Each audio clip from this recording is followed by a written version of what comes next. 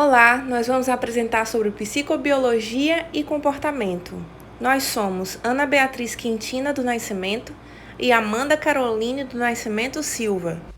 Para entender melhor como os processos cognitivos e comportamento humano funcionam, a psicobiologia estabelece uma união entre os estudos da psicologia e os estudos da anatomia, fisiologia, genética e evolução.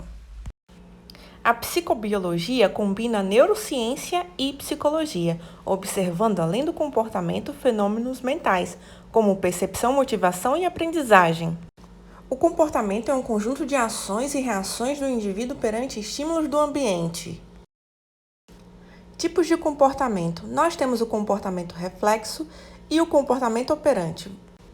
Vamos começar com o comportamento reflexo, que é uma alteração no ambiente que produz uma alteração no organismo. Exemplos de comportamentos reflexos. Quando o médico bate o martelo no joelho do paciente, o músculo da coxa é contraído e o paciente dá um chute no ar. Quando a luz incide sobre a pupila e esta se contrai. Quando se ouve um barulho alto e repentino e o coração dispara, taquicardia, todos esses são comportamentos reflexos inatos. O termo reflexo não se refere a capacidades ou habilidades, mas sim a uma relação entre uma ação e o que aconteceu antes dela. Neste caso, o que o indivíduo fez é chamado de resposta, e o que aconteceu antes da resposta e a produziu é chamado de estímulo.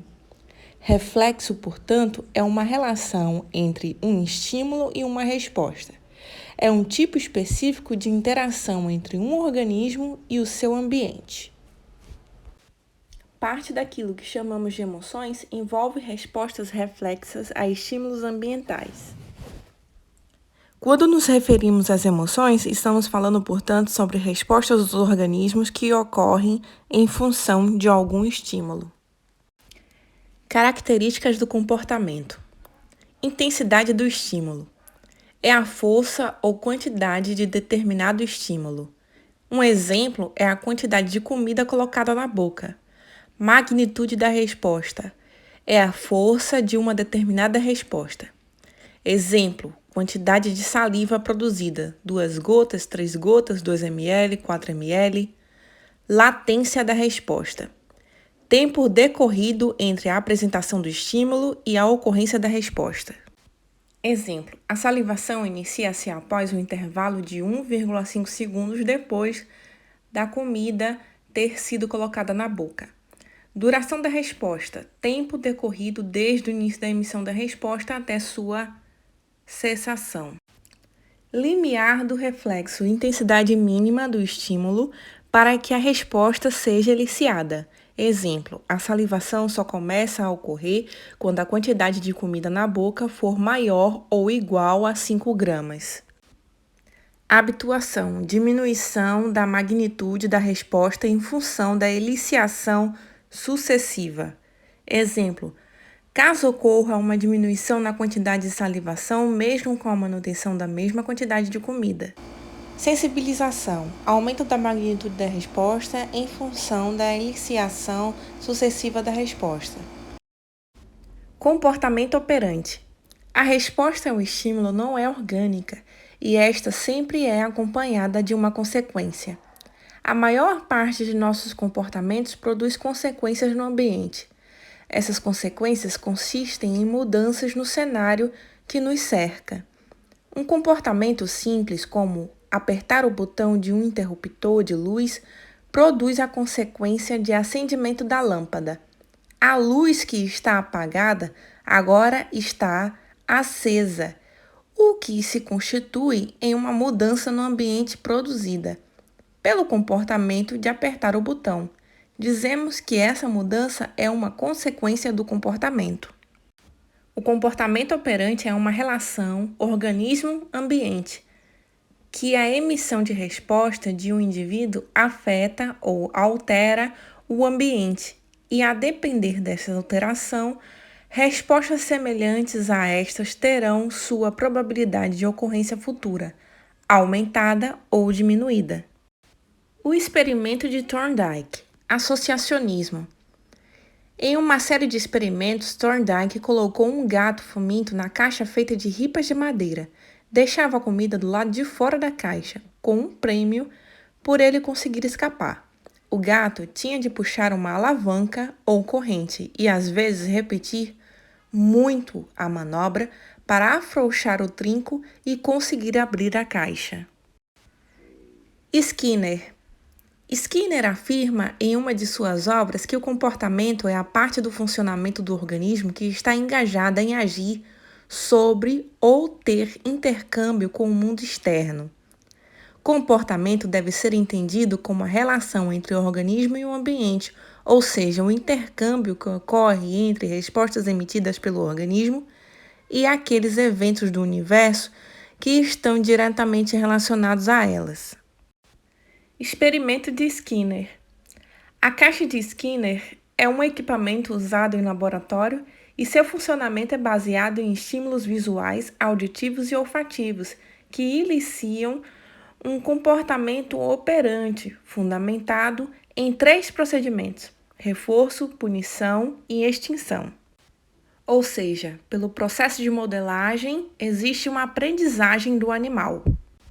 Foi colocado um rato em uma jaula fechada e isolada acusticamente.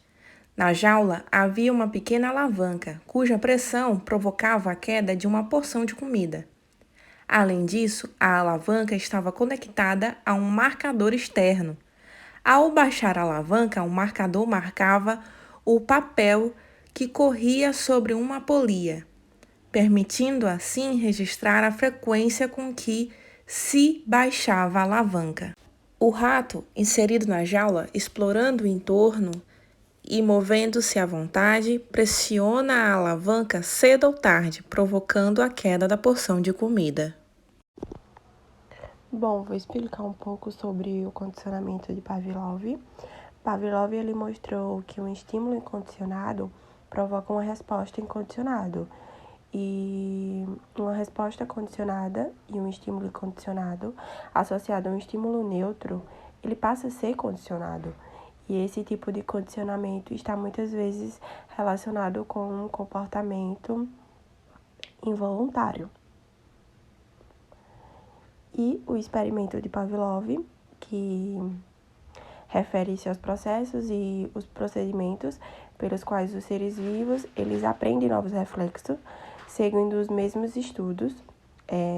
O John Watson realizou pesquisas em que comprovou que é possível aprender a sentir emoções. Por exemplo, sentir-se medo quando a gente escuta o aparelhozinho do motor do dentista, por exemplo. Aqui na imagem 3, explica que ele apresentou o estímulo basicamente neutro ao cachorro, tocando uma sineta por várias vezes. Depois o cachorro, ele emparelhava uma carne para o cão. Logo em seguida, o som da sineta, o que gerava salivação no cão. Aí na imagem mostra basicamente isso. Aqui sobre John Watson. Na educação, na teoria do comportamento de John Watson, defende que o comportamento do indivíduo pode ser moldado e ajustado, capaz de fazer com que uma criança tivesse determinada formação de caráter ou exercesse qualquer profissão que escolhesse por ela.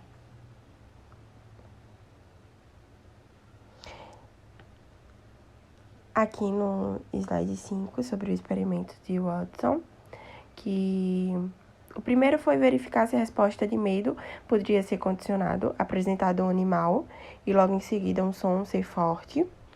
Depois, testar a transferência dessa resposta emocional a outros animais e objetos também. E verificar o efeito do tempo sobre a intensidade da resposta.